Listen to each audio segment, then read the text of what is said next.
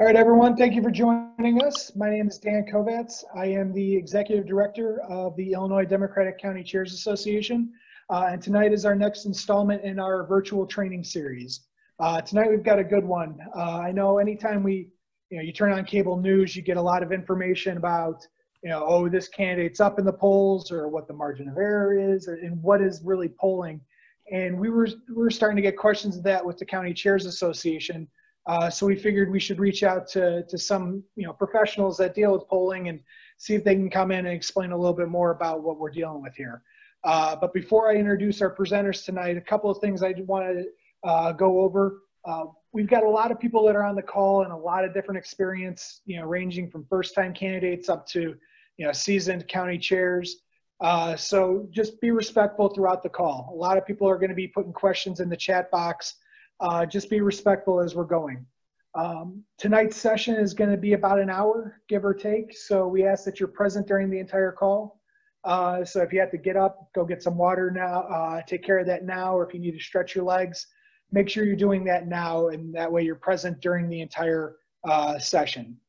And then last is going to be, everyone's going to be muted throughout the entire session, and that way nobody's able to talk over our presenters, and they can present on all the information here. But you're able to drop questions into the chat box as we're going, and there's no stupid questions here. So make sure, if it's something you're thinking about, put the question in the chat, and that way we're able to get to it as we're going along. So with that, I'll introduce our two presenters tonight. Jason McGrath of GBAO Strategies and Brian Stryker of ALG Research. Jason's the Vice President of GBAO,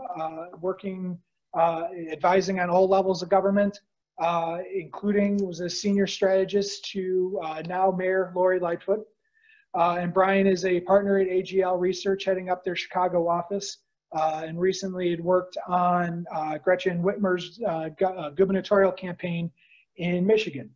So we have two seasoned pollsters here to explain what polling is and how it can benefit us. So with that, I'll turn it over to both of you. Let me go ahead and get you set up here to share screens. And Jason, it's all yours. And Ryan, go ahead, take it.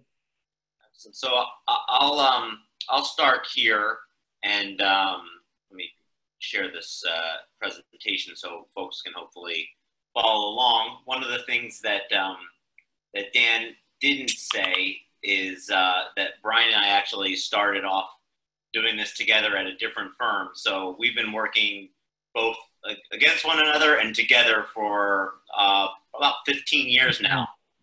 And so, very, very much looking forward to talking to everybody on the call on the Zoom tonight. And we're going to spend just a little bit of time kind of talking through the role of polling and pollsters and how we actually put together these instruments for campaigns.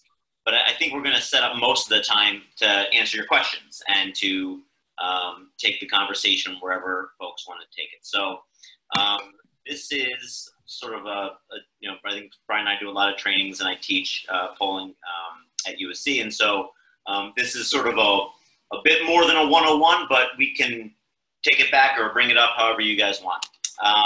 So starting off, some thoughts here about what a pollster is on a campaign. So Brian and I will work with a lot of different folks. We'll work with sometimes with organizations and institutes, and sometimes with different apparatus of government, companies. But I think the reason that we both got into this, and what we probably most frequently called upon to do, and what I certainly enjoyed doing the most, are working with candidates and working with campaigns. And for some of you, this is old hat. For some of you, this will be, I think, a little bit new. So I apologize if I'm pollster-splaining anything more than is necessary. But we try to fit into a campaign in a very specific way. There are always folks on the ground who are handling a lot of really critical day-to-day elements of the campaign, whether it's communications or field efforts or politics or sometimes research, things like that. And then there are a group of specialists who will work on a number of different campaigns, people who make television ads or do digital buys or direct mail and targeting, things like that. And one of the specialties is polling. And so we will integrate, hopefully, pretty completely with campaigns, and not just, understanding where they are when they are putting a survey instrument into the field, and we can say, okay, you're up 3 or you're down 3, but more give them a sense of what's going on in their race, in their district, in their state, in their town, and use our understanding of what's going on the ground, as well as every other place that we're working, to help guide strategy and targeting. I'll get to this in a minute, but basically the most important thing that a pollster can and should be doing for you and for your campaign is, by using this data that's available, whether it's qualitative through focus groups or other discussions, or quantitative surveys, is helping you, the candidate, or you, the campaign manager, or you, the campaign advisor, spend your money as efficiently as possible. And we do that by overseeing all of the public opinion research on the campaign. That means designing the program. If you have $150 or $150 million, as occasionally we see in the state, we want to make sure we're developing a plan that fits within your budget. We're drafting the survey. We're talking about the guidelines for discussion when we do focus groups. We are coordinating with other members of your team to help make sure that they are they're seeing through the messaging and the targeting as it's laid out in the data. We're working with your analytics folks to make sure that when you're doing micro-targeting and only talking to people who are most likely to be persuadable, or your turnout targets, that you're saying the right things. We make sure that there's quality control. And when we're dialing, we're supposed to be dialing Illinois' 13th congressional district, we're not accidentally dialing Pennsylvania's 13th congressional district. And make sure that, we're pronouncing your name correctly.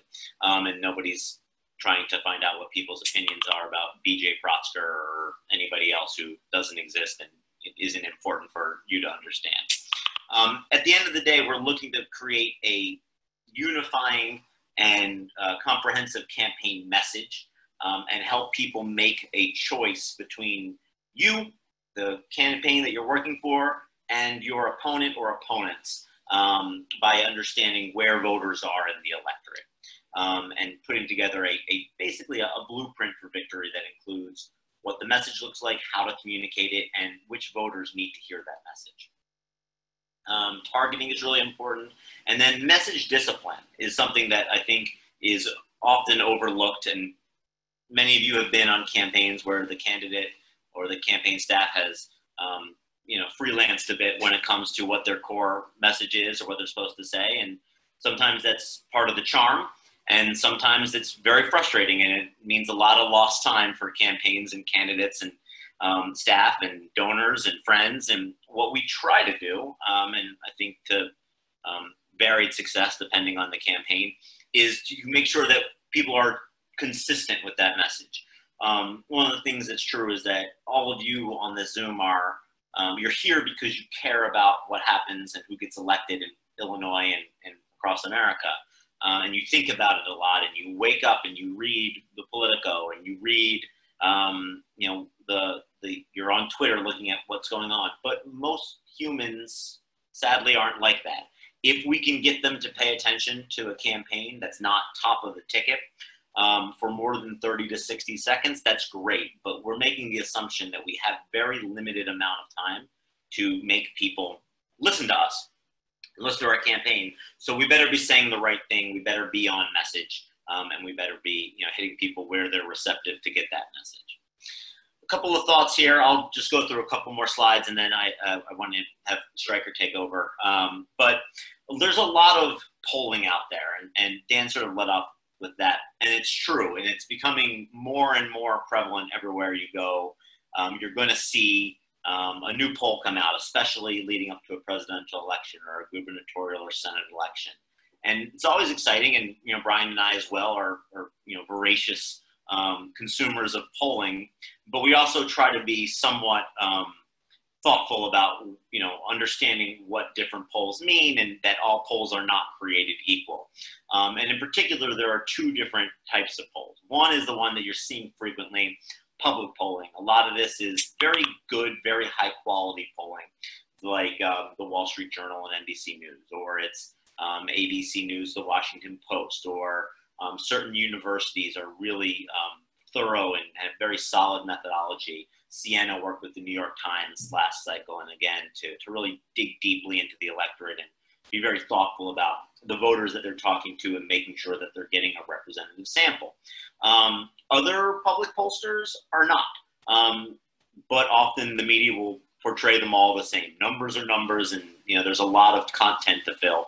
So it's always important, and you can go to places like 538 and other places like that to sort of get a sense of some of the track record of these public pollsters. But the groups, the organizations that are putting out public polling are doing so to get eyeballs, to get you to see what's going on. Sometimes it's just for an academic or public opinion purpose, like a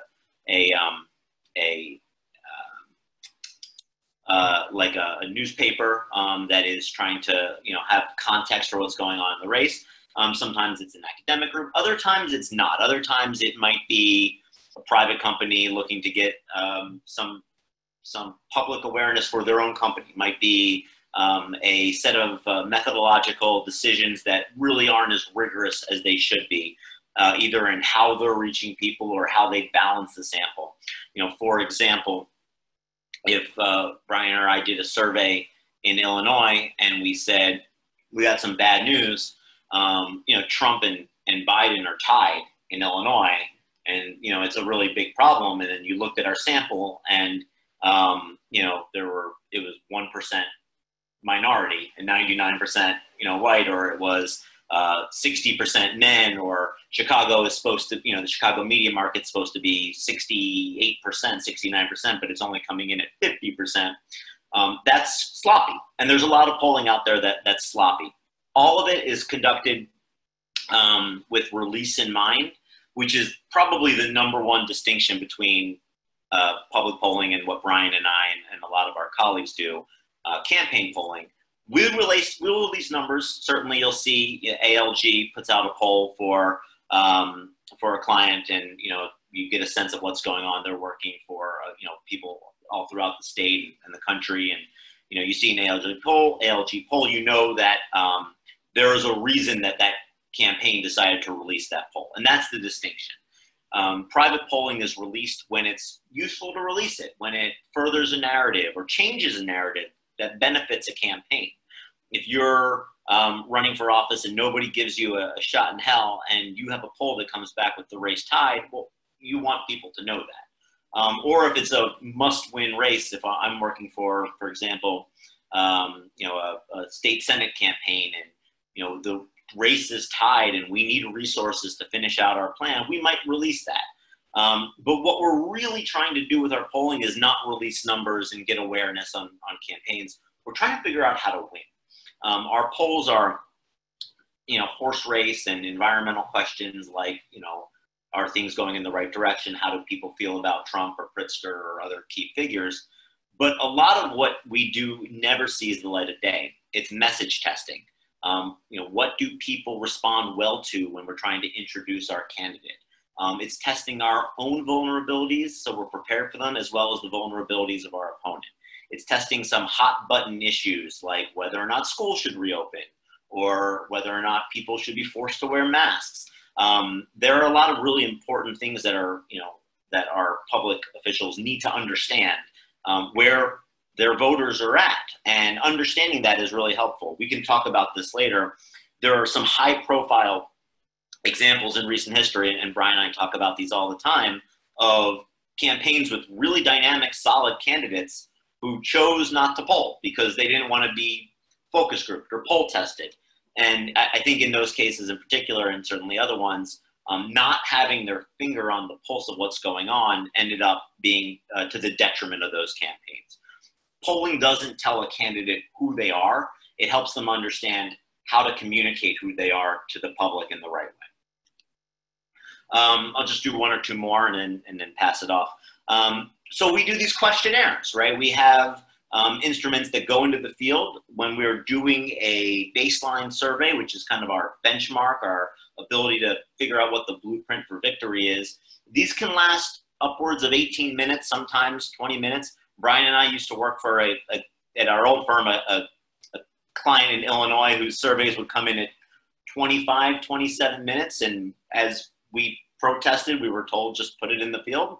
We try not to make them that long. And to preempt a question, yes, people will take an 18 to 20 minute survey still.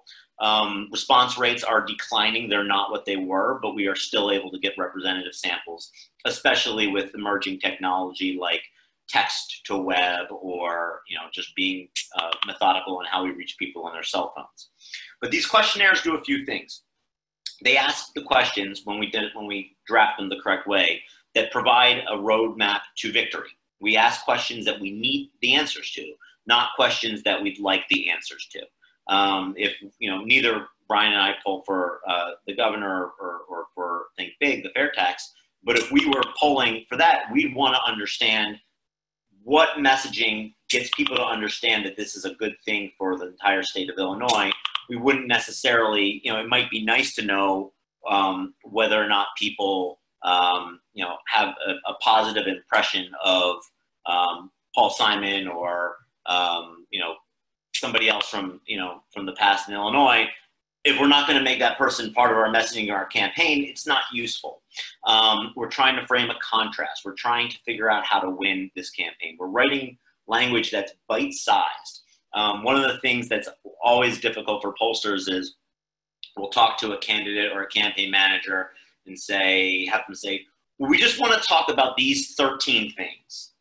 And we'll be like, well, okay, you've got 30 seconds, go. And if you can't get it into 30 seconds, we're going to have to make some tough choices about what we put into the survey or don't put in the survey. You will never go broke betting against the attention span of a persuadable voter. And so a lot of what I spend my days, especially in the summer of an election year, doing is taking a lot of information and condensing it down to something that we think can fit into an ad, can fit into a mail piece or a digital spot, or when you used to knock on doors, or when you're calling people on the phones, information you can give them quickly. Making sure that the questionnaire is designed in a way that people can respond to it. One of the things that drives me crazy is looking at not ALG, but other pollsters. Sometimes they'll have a scale, for example, how you feel about a certain issue, or describe whether or not this trait defines a candidate well, and the scale would be, does it describe them excellent, very good, sort of good, not that great? Or it's like you don't understand what people are trying to get at. What we try to do is design an instrument that will be very easy for respondents to understand, and so we're giving very clear responses to our clients. And then I have a note here in terms of best practices about being careful about sensitive information. And by that, I mean, there are some things that people don't want to talk about. Income necessarily, sometimes sensitive issues around race or partisanship. And so, starting a questionnaire with how much money do you make is not always the best way to get any information and to keep people on the line. And we have to design our questionnaires with that in mind. Let me just do one more and then I'll pass it off. One of the things that's really important, and this is where you can distinguish between good pollsters and good data and bad data, is how much time and thought is put into the front end of a survey and getting a representative sample.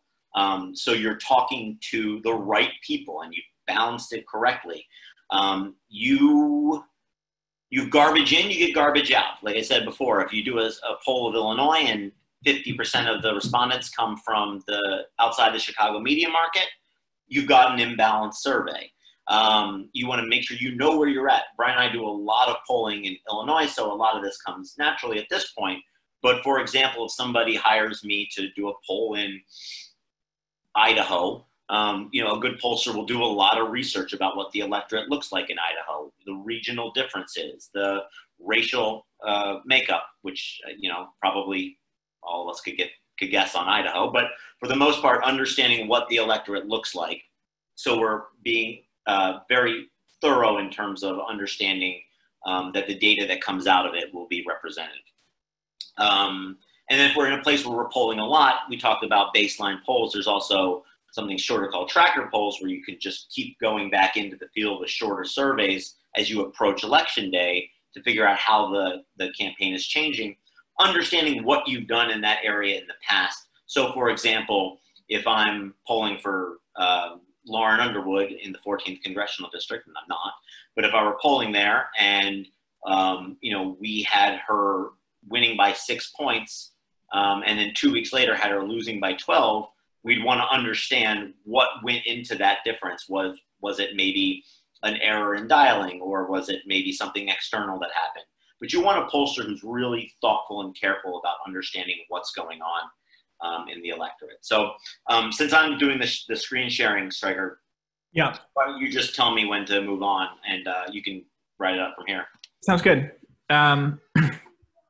So especially in D versus R, but this is true for primaries too, we like to start questionnaires kind of like an inverted triangle, maybe similar to what you'll see in a news article, where we start very broad and get very specific as we go and sort of introduce information as we go. So one of the things that we think is important for almost every poll is understanding the context for what's going on. So this is, some of this is just things that would be good for you to have and for your pollster to have before you ever poll, and then and this will be refined as you go. But, for example, right now, anywhere you should be polling, well, you should understand that the mood of the electorate is people think things are really going in the wrong track, and that, Trump's numbers are bad in, places that are swing and stuff like that. What are the other races that are going on? So if, you are polling in the 2018 gubernatorial primary, where there's a heck of a lot of television going on, and you're trying to communicate underneath that, versus maybe you have a little bit more clean air in a municipal election. Or if you're getting subsumed by a presidential election like you are right now, that's very different than, a municipal race in 6 months, where you can control more of the debate. How do people feel about the parties, right? These are just important measures overall, which may be different for your local party than for the state or the national party.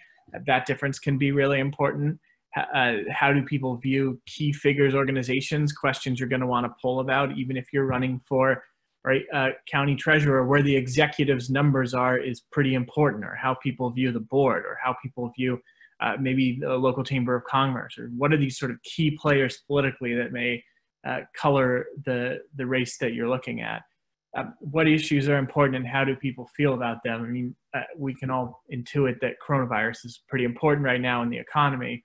But if you're writing a poll that doesn't include these important issues, that doesn't sort of talk about these things, and you're sort of talking about roads and taxes and education, and you're not sort of meeting people where they are, that's not going to work for you. So both in terms of drafting your poll and in terms of what you find out from your poll, just what do people care about, and how do they think about them? What does it mean when you talk about immigration or taxes, or what do they want out of it?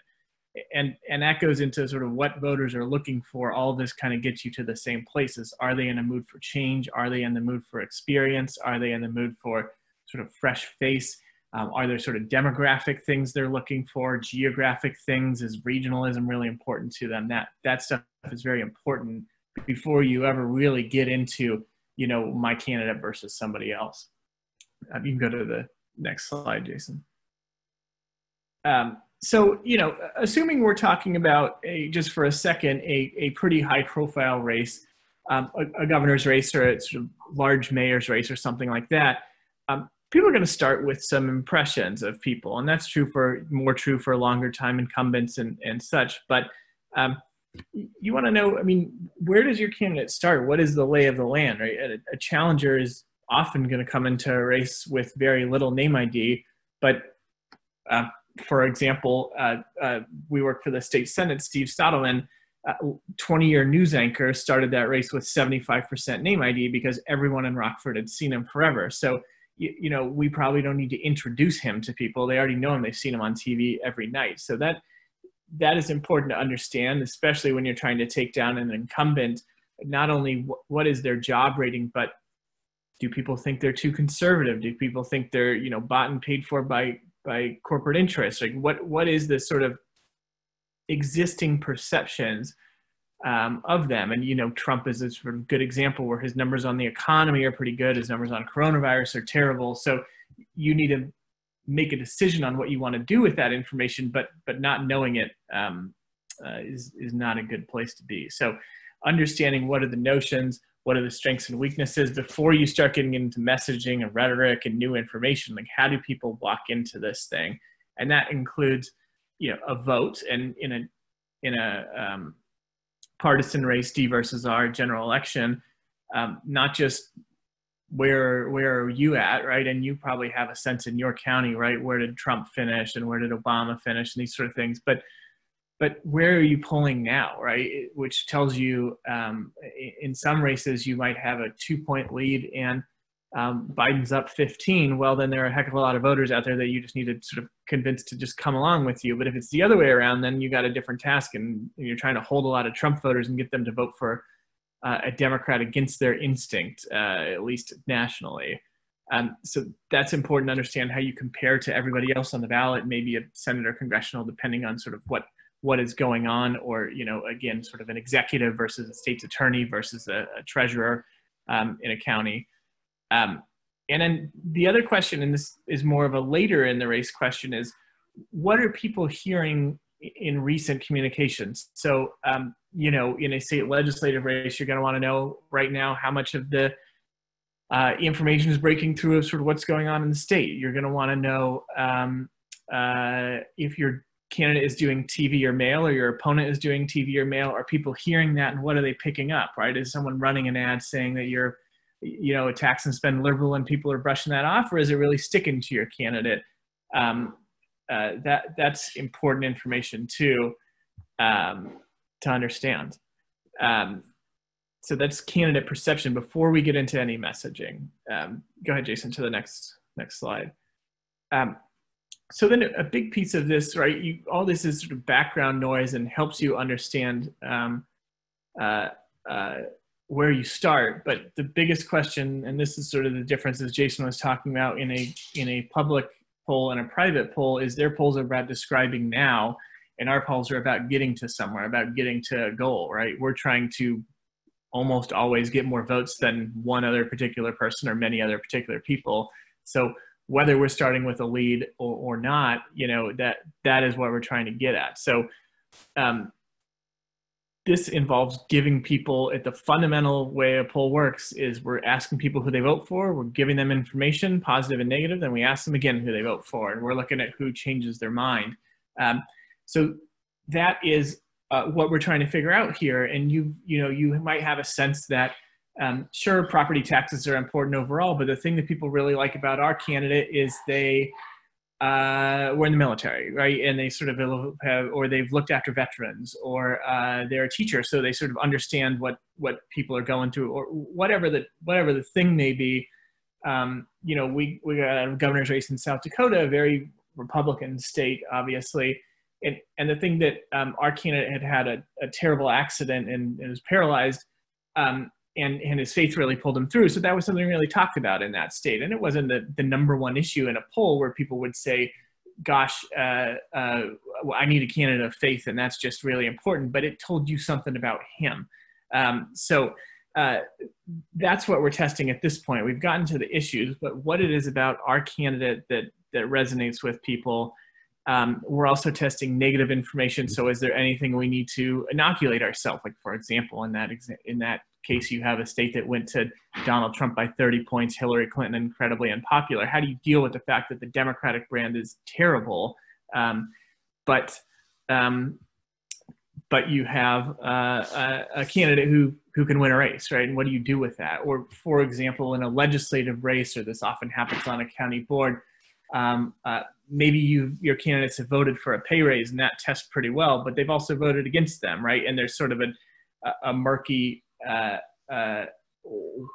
did they vote for it? Did they take it? All this sort of stuff. You need to decide, do you want to fight that out and sort of tell your side and let voters decide?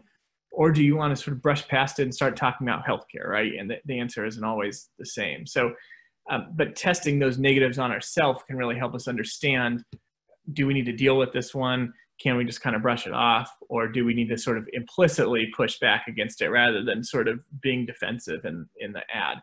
And this all helps us get to our core message, what you want to say, the thing that Jason's referencing earlier of you don't get to tell a 20-minute story, you get to tell a 30-second one, and how do you keep this all focused and going in the same place? So again, so this comes to our core message, right? And this is, this might just be an argument for yourself, especially true in a 20-way primary or something like that. You're probably not going to be hitting 19 different people. Although you might have a sort of contrast against the field in that case. It can be all positive in a two-way race sometimes, or it can be contrastive, or it can be just negative too. I mean, some of you work for third-party groups where your job is just to hit the other candidate, and then the other, and then and then you're the Democratic candidate or progressive candidate or whatever it may be needs to define themselves and do their own job of telling their own story. All it is negative. But this is, what do you want people to know at the end of the day? And this, it's not, I'm good on guns. Sometimes it can be an issue. Like in 2018, it was basically Republicans are going to take away your health care, and that was pretty much the message. But it's usually pretty broad, thematic, and often everything in the campaign that you say ties back to this thing. In a good campaign, that's what it should do. So is it, maybe it's in this particular case, this is, we're standing up for the middle class, and the pieces of that are cutting middle class taxes, investing in schools, building roads, fighting for healthcare, whatever the pieces may be underneath that. But what are you trying to say to people? What is the thing you want them to walk into the voting booth remembering? And what is the, oh, this is the guy that does this, and this is the woman that does this, and that's the contrast you're driving, or the positive. That is what you need here, and that is what you want your poll to get out of it, and then building the layers underneath it is what we do. But ultimately, you got to have a message, and it's got to be consistent, and everything should fit under that. Because if you don't, if you're changing all the time, then nobody knows what you're for, and you're in a bad way. You're for nothing at that point. Right. Exactly. So, yeah, you can. Is that do we have another slide, Jason? Well, okay, great. So this is the in-app message. Often is contrastive. I would say almost always in a winning D versus R campaign, you probably have something to say about your opponent.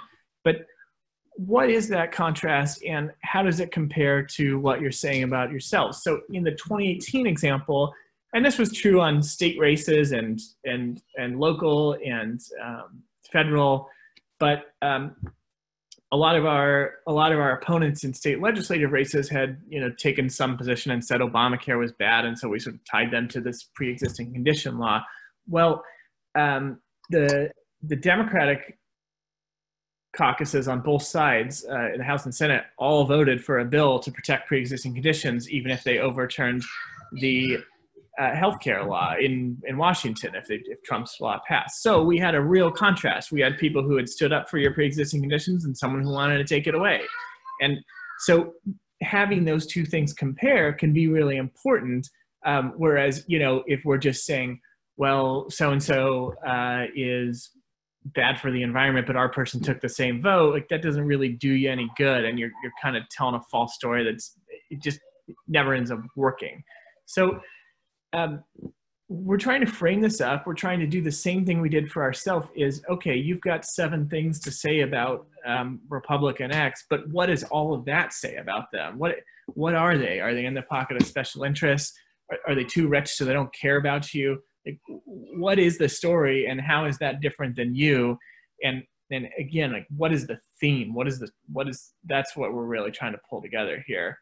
The point of, do we have the standing to say something is really important. And a lot of campaigns can get this wrong. And I think it's very easy for people to say, let's go negative, let's kill them, let's rip their faces off, right? But you got to do this methodically. And if you don't have the credentials and the name ID and the positive attributes with voters to go attack your opponent, then you can really sort of come off as like, whoa, I haven't heard anything about this person, and now they're going after the county exec who I really don't have any problem with. I mean, that's a sequencing problem that you're really never going to recover from. That's not a great first impression. So that's got to be timed and be thoughtful. And then who do we say it to is also really important. Yeah, a big part of the poll is as an efficiency tool. So you want to save money with the poll by, one, not saying things people don't care about, and two, not talking to people who will never change their minds. They're either with you or they're not. There's two groups. So figuring out where those targets are, and whether that's regional or whether it's gender, age, or whatever, figuring out who we actually need to talk to win this thing, and trying to narrow it down from, you know, hundreds of thousands or millions of voters down to a few thousand, and a little more digestible.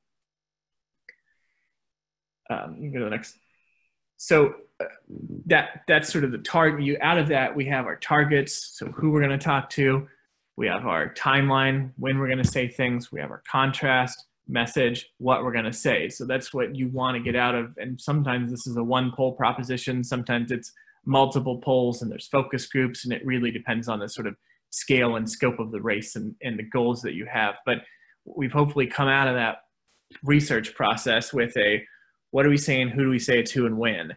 And then tactically, that sort of is driven by that, where if you have a very sort of narrow communications, we might talk about, for example, we might talk about choice in a place that is overall not receptive to that message, but we have a pretty narrow segment that likes to hear about that, or, you know, maybe can be true with environment or other things as well. And then sometimes things lead themselves to very broad communications, and then resources can drive all these sort of tactical decisions too. Like, you know, field is things making that hard right now. You know, and that's sort of the question of a narrow slice of the electorate. You know, what are we doing different things to them? That's where we're at. So I just say we have a lot of questions, and we can kind of, Jason and I can go back and forth, but yeah, hopefully we've sort of given you a sense of how to use a poll. The other thing I guess I would say is that we didn't totally address is when to poll or if to poll. That is a resource question of, one, does it make sense from a money standpoint? You know, if you have a $50,000 race and you're spending $40,000 on a poll, that's not a great job. You should be using it to make yourself more efficient. And then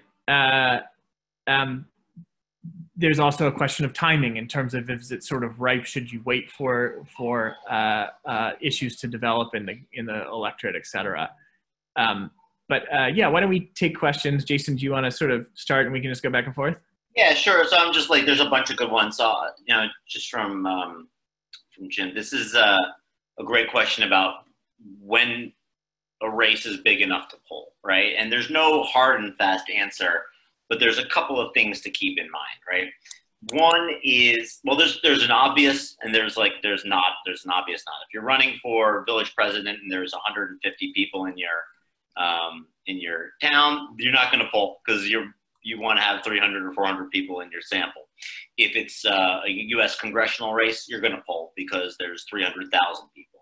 So what we call the end size, the number of interviews that you complete, is in some ways it's dependent on the number of people who are available to reach. So if you have a good voter file and you have 10,000 people who have phone numbers that you can reach in a certain race or district, you're going to be in a real tough pickle about getting the 300 interviews you need to have a representative sample. And you're going to be asking your pollster to make a lot of, unfortunate choices to try to get the requisite number. Maybe you'll end up with a sample that looks a little wonky, or maybe, you'll have to make the survey a lot shorter than you want to get people.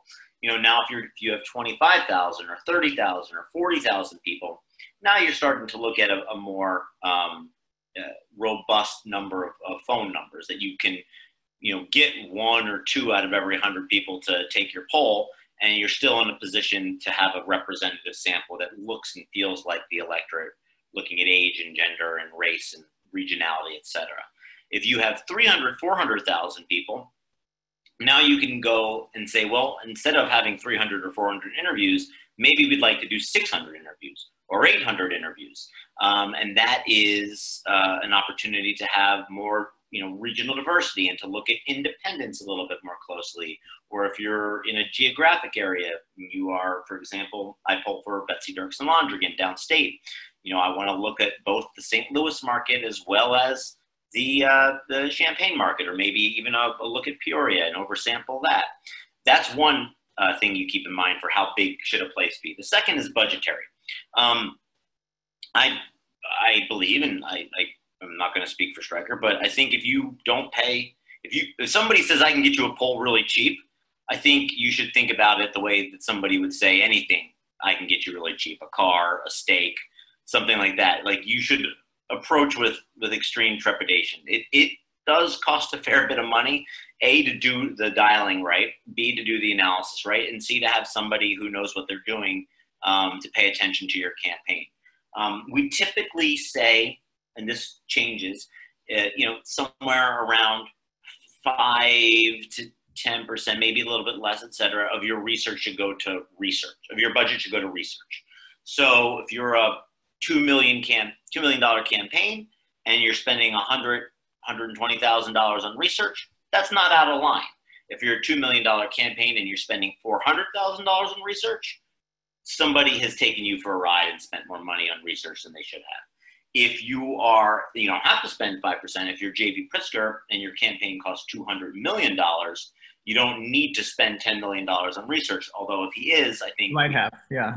Yeah, let me know if he decides to do that. But that's, so if you have a budget for your race that is $200,000, well, that's a healthy budget for some small races, and that's a lot of money. I wouldn't recommend hiring us to poll. It's just, I don't think we could give you an instrument for $10,000 or $12,000 that would be worth your while. I would say in that case, use your money to reach as many voters as you can. And, Brian or I could give you advice about how to tailor a message, but we wouldn't want you to spend a lot of money on a poll like that. So it's about your budget, and it's about the size of the population. To answer the question. Yeah, I'll take the one on rural areas. This is a huge factor, and it's tied up with education. And I think that when you look at a lot of the problems in the 2016 polling, it wasn't even that we didn't get people in rural areas, because people have phones and we can reach people, but we were getting the wrong people. And we were getting a lot of people from rural areas that were had a postgraduate degree and just didn't match their neighbors, or a college degree and didn't match their neighbors. So one thing we try and be really thoughtful for, and we certainly work with a lot of people in rural areas across rural Illinois, Wisconsin as well, which is ground zero for polling error. Congressman Ron Kind in Western Wisconsin, is making sure that we are getting the right people for those areas, both in terms of their education level, the type of job they do. We saw a lot of times we get too many service industry folks, not enough manufacturing, and that's the challenge of rural areas. We know how many we should get, and we got to keep calling to get them, but then it's also making sure we got the right people. To Ryan's question about at what point in the campaign is it most efficient? Again, it's very dependent on a lot of things. I think if you are the type of campaign that is going to have one bite at the apple, which I think is pretty fair for a state legislative campaign, a smaller budget congressional campaign, things like that, maybe a second-tier candidate in a mayor's race or something who doesn't have tons and tons of money, you're really trying to do a couple of things, right? One is you're trying to give yourself enough runway, enough time to execute a plan. So I would not recommend polling on October 15th as your first poll in a campaign that gives you 3 weeks to execute a huge plan. At the same time, you don't want to necessarily be polling, if you have your one shot to poll, on February 15th, because a lot of different things are going to change by then. For example, if you had been a congressional campaign that had one shot at convincing people this is how you're going to win this race in 2020, and you polled in February of 2020, you would, I mean, I don't even remember what life was like in February, and I'm sure most people don't either. And that's impossible to predict, but you can say we need to get in the field as late as possible before things, so we still have time to still execute a plan. Or you can say, I really need to know what our messaging is. I really need to know what our path looks like. What's the earliest we can pull? And I might say something like, when is the ballot set? When are petitions due? Because, I will say, you never quite know. But when we polled for Mayor Lightfoot originally, and actually Brian was Mayor Emanuel's pollster, before Mayor Lightfoot got into the race, we did a baseline poll that was completely, how do we beat an incumbent mayor? Where is his standing at? How do we form this contrast? And, I thought it was a good poll, and it gave us a lot of information. And in 3 months, it was a paperweight. And it really didn't have a lot of impact on eventually how we ran our race, because the world changed so dramatically. Now, that wasn't a mistake to poll at that point. We knew we'd have another opportunity, but it's just important to keep in mind that these polls are snapshots in time, and they will change. And so if you're not comfortable, evolving, you better have your data at a point where you know that it's going to be useful. Yeah, and I think both of us kind of, and there are multiple philosophies on this, and this is where a lot of this is art as well as science, but both of us tend to be from the school of pull as late as you can and still get your message down, especially, and I just feel this way more so in this world, because everything, it just changes so much, right? I just that might not have been as true 10 years ago, but you just want to pull as late as you can and still execute your mail program or your digital, your cable, or whatever it may be, TV. There was another question about an N size. So that N is just the number of people that we reach and get completed all the way through the survey. A lot of people start the survey and don't finish, and that's its own complicated challenge to deal with, make sure we're getting the right people to finish, not just start. But that also sort of leads into the margin of error, which is sort of a formula, which may be the piece of it. And I will say the margin of error goes down in a poll the more people you talk to.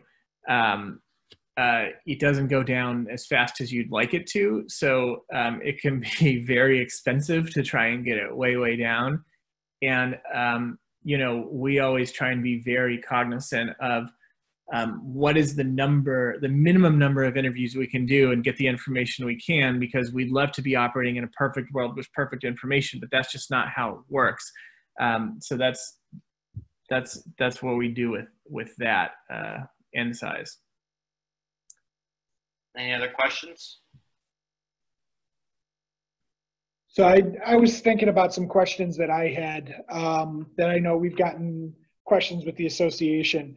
Turn on cable news and you'll hear this public polling you were talking about earlier, Jason, on what's good and what's bad, but we're hearing a lot more of, it's an online poll, or it was a touch, like a robocall type poll, and they're pressing numbers for polling. Is there any, are these polls good that, should people be looking at using them, or is it just, I don't know, bad information that people could be putting in there? A few years ago, if you had said, it's an online poll, I would have been pretty skeptical that it was something that I would feel confident in using an online instrument to guide my strategy for a race, or to give me a snapshot of where things are. Like everything, it's changing. And when Brian and I started, I think maybe the first cycle we were working together at our old firm, we did 0 to 10 of calls on cell phones. And that started to improve, that was more and more, because it's actually, long story short, it's more expensive to dial on cell phones than landlines. And so for a long time, people didn't do it. Now, if you're not dialing a majority of your calls on cells or more, you're missing a lot of folks. Online panels, without getting too complicated, they are not necessarily as representative as a telephone survey. If you have a listed phone number, if you're in a voter file with a phone number, everybody has the same chance of getting into a survey. Everyone, me, Dick Durbin, Brian, everybody, you know, Oprah Winfrey, if she still lived here, everybody has the same chance of getting into the survey. If you are doing a lot of these online panels, you have to opt into them. And so they're not always representative. They're representative of the people who opt into them. Some of them have gotten so diverse and so big that they actually are a bit more representative. And also now, one of the things that some of our, we've been doing some, Brian's been doing some firms do a lot, are sort of sending a bunch of text messages out. And that gives a link to a website that people can take an online poll from, which is online, but it's done in a representative manner. It allows us to make sure that we are looking at a group of people that look like the district or city or state that we're trying to poll in. So the methodology is improving. Like everything, it really does matter, to me at least, who's doing the work. Is it a firm that spends a lot of time thinking about representation in their surveys? They are, you know, reading the American Association of, you know, Public Opinion Research papers about how to do this correctly, or are they just kind of churn and burning and saying, well, we just did a robo-dial, you know, and we got 900 interviews, and here they are. Like that makes me nervous. And so we're really, you know, careful and thoughtful about which methodology we use. But online and text to web and other things are getting better and better, and are, I think, becoming a pretty, you know, prominent part of the work that we do. Yeah, I would say I agree with all that. The two things I would say is it's never been easier or better to do a bad poll, and easier or cheaper to do a bad poll, and it's never been harder or more expensive to do a good one. And we're all going to be moving to different methodologies. You know, for example, you mentioned Governor Whitmer. Pretty much, I would say 90% of our message testing for that was done online for that race. But we did phone polls too to sort of have a check-in. So I think the best things you can do is always look for the trusted brand can help. The 538 ratings on public pollsters are pretty dang good, and they are pretty thoughtful. They don't work great for private pollsters like us, because we only release the polls that we want to release, so it gets to be a weird subsample of what gets out there. And that's just by reputation. I don't even know, I can't even sort of give you a better way to sort of size up pollsters and, you know, and what's good out there. And we go through this on the Republican side too. I mean, we'll see a sort of poll from Republican firm, you know, public opinion strategies. And we're like, okay, we've seen that a bunch of times. Their numbers kind of line up where ours. That was Romney's pollster. And then Trump's pollster is probably the worst pollster that I've ever seen on a partisan, is McLaughlin. So, you know, you just got to size all these things up. Yeah. I'll take Ryan's if you want to take Terry's. Perfect. Later. So, Ryan, you know, in terms of small, low budget campaigns, what's the best way to utilize public polling data? Well, there's two things I would do, right? One is I would look for polling that's timely and recent and that fits the environment that you're in, or a subgroup that fits. So if you're in a downstate area, I would look for public polling that might, you know, have the congressional district. I wish they were doing it this year. I'm kind of surprised they're not. But the New York Times and Siena, they did so many public polls in different congressional districts, and you had highly educated suburban districts, and you had blue collar rural districts and steel towns and all these other places. And if you had a district that looked like that, then that would be a good place to go. Another thing that people tend to do is they just kind of ask a pollster or someone who's seen a lot of polling whether or not they're on the right path. I get a text or a call, I'm sure, every week, and so does Brian, from an old friend or someone who's working in a race, and they say, hey, you know, my buddy's running for auditor in this county. Have you seen or heard anything? And I could say, well, we've polled for a bunch of different auditors, and like I would hit points A, B, and C. And they say, well, how would you talk about Trump? And I'd say, well, you know, how did he do in the district in 2016, or the county in 2016? And, you know, how did the congressional or governor's race, you know, pan out in 2018? And you can sort of get a sense from people who see a lot of data and do a lot of work, where things are, and you can get an approximation of, it's buckshot. It's not as focused, but you can get a sense of how to talk to a rural community, how to talk to a high-income suburban community, how to talk to a very diverse, we do a lot of work in different wards in the city. And, if I polled in, the 47th ward, I probably have a decent sense of kind of what to say in the 32nd ward, things like that. So that's what I would do if you don't have access to polling. You want to do Terry's? Yeah. The other thing I would suggest is that sometimes you can do it through osmosis by looking at candidates that are sort of more well-resourced in how they're talking about issues, because you kind of can assume that whatever JB Pritzker is saying, he's probably putting a poll at some point in time. So that can be a good approach if it matches your area. Terry, why is Rasmussen always different? I mean, they're bad, so that could be part of it. But I think it's willful. I don't know, Jason, if you have a different thought, but they know what they're doing. They're putting all those numbers out there that are sort of very good for them. It's intentional. Yeah, I mean, Scott Rasmussen he's a Republican, right? And I think a lot of what that is, there's a margin for them in being the place to go to when you need something that you're not getting anywhere else. Especially when that thing is good news in a poll, and they're not getting that anywhere right now. No, I mean, I think that's it. And I think if you look at 538 and Upshot, they'll always talk about, well, there's a field effect for different pollsters. Maybe Democrats are +1 or +2. And I can tell you for myself, and because of where we learned and the people who taught us, Brian probably is somewhat similar.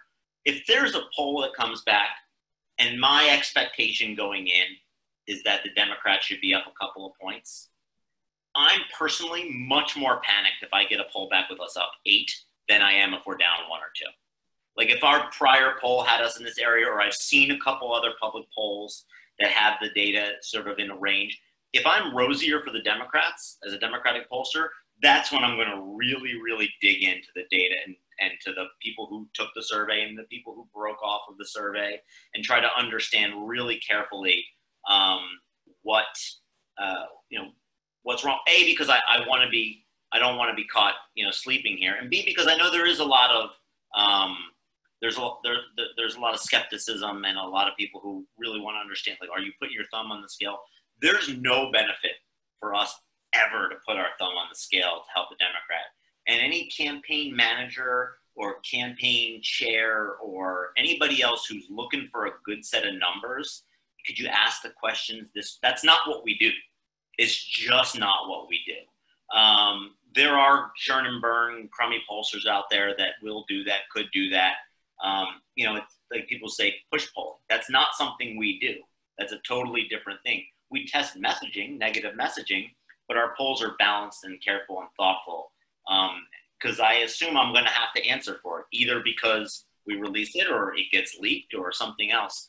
And so, the reason that people hire Brian and the reason that I think people hire us is because we're very, we let the numbers talk for us, that the numbers tell us what we should be doing. And yeah, Brian, sorry. Yeah, no. I agree. And that kind of goes to the other question about what's sort of the most reliable polling. I think it's, you look at it by reputation, and there are Democratic pollsters out there that I'll see their numbers and I'm not going to say they are, but I just don't buy them because I've seen them be wrong so many times. Whereas if I see numbers from Jason's firm, I'm going to say, well, those are probably pretty accurate. And, you might get sort of a D firm and an R firm that releases the number selectively when it's good for their clients. So you've got to kind of think about that of, okay, maybe they did a few polls and this is the good one. But I think you want to hire, I don't like surprises. So, you don't want to hire a pollster who's going to give you a surprise on an election day. Like, those aren't fun. We had one of those 4 years ago and it was horrible. So, our job is to give people the reality. And sometimes that reality is a hard reality but I would rather they understand what they're dealing with. In fact, John Cullerton used to say about us, he's like, the reason I keep hiring ALG is because in 1994, they told me exactly how much I was going to lose to Dan Rostenkowski by. It said I was going to lose by 20 points. I got to go to bed, and I knew exactly what was coming, and it was fine, right? So the honesty and accuracy of the data is, I think, why people keep coming back, and why we are trusted when we put numbers out, rather than trying to get a short-term benefit by cooking it. So yeah. Yep, I think that's right. I don't know, Dan. You think, did you want to do one more, or how did you want to?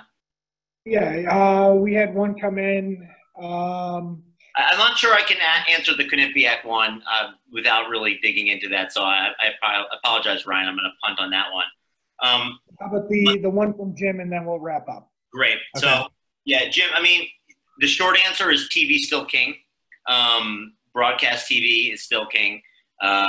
People who are, you can take a look at what the population looks like, and then look at what the electorate looks like, and they're not always the same, especially the less salient of an election. So a down ballot race, an off-year election, a special election, it just gets smaller and smaller.